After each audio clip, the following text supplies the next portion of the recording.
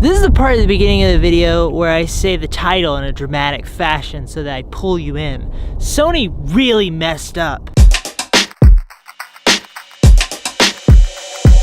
So today we want to talk about the Sony a6400, what we like about it and what we don't like about it. We recently took a trip to the desert, you may know. We made another video about that recently as well. We'll link to that. Today we're at the airport because we want to watch some planes take off. People on that. That's insane. There's people flying in that too. So before we get into the meat and the criticism of the video, I wanted to make it clear that we wanted to get this camera for a reason, and there are a couple of different reasons. The first one and the main one was obviously the flip-up screen. The other reason that I was super excited to get this camera and the reason that I chose it over the RX100 was because it had an external mic option, which is huge because we live in a fairly windy area. Check, check, check, test, test, test. Hi, how's it going? Just listening to audio, seeing how it feels. We don't want it to be too windy. Over the years, I've become kind of a wind Nazi, and we do these mic tests to make sure that by the time I get into the edit, I'm not pulling my hair out because the entire thing is windy and I feel like it's trash. You've had a lot of edits where you end up being extremely frustrated. Yeah. Because none of the audio is usable. It just drives me absolutely insane. Which is when you turn the audio track off and turn it into B-roll. Yeah.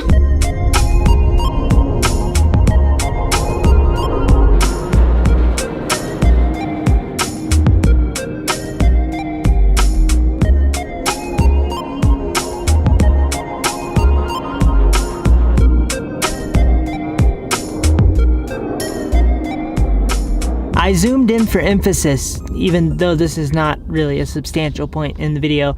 This also has a new custom menu, which is quite nice. You can add your buttons that you use frequently. Navigating menus on Sony cameras can be a little bit frustrating. Also, it's got really good autofocus. Speed it up like 1,000. Now what we hate about this camera. Hate is a very strong word, but being not fan of. Now being not fan of this camera, what we are. Obviously the stabilization, in my opinion, is a massive, I just don't know why. Somebody at Sony just shoot me a text. Let me know why. From my experience, have had issues with it. I can put warp stabilization on in Premiere if I'm going from point A to point B forward and backwards, but you shouldn't have to. Number one, you shouldn't have to because it's 2019. And then if you're filming outside, kind of a panning shot, you can't put warp stabilizer on there because it will make the video implode.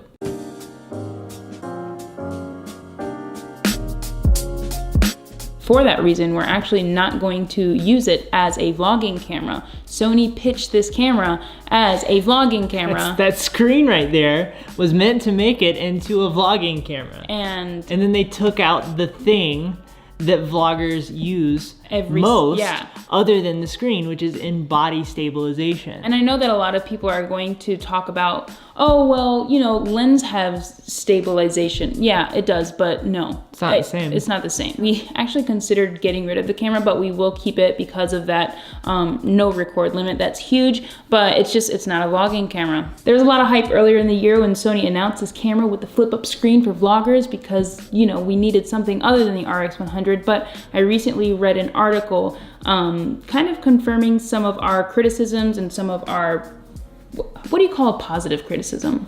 A positicism? A positive thought? That works just fine, I think. In this Engadget article by a Steve Dent, thank you Steve Dent for your contribution to society and modern culture, he says in this paragraph, I think it sums up the problems. Sony a6400 is a mixed bag, and this next sentence I think is the most important one. It's essentially a rebadged a6300 with the same sensor and thus the same image quality, but a new flip-up screen. That is so savage. Yeah. Bro. That's very accurate though.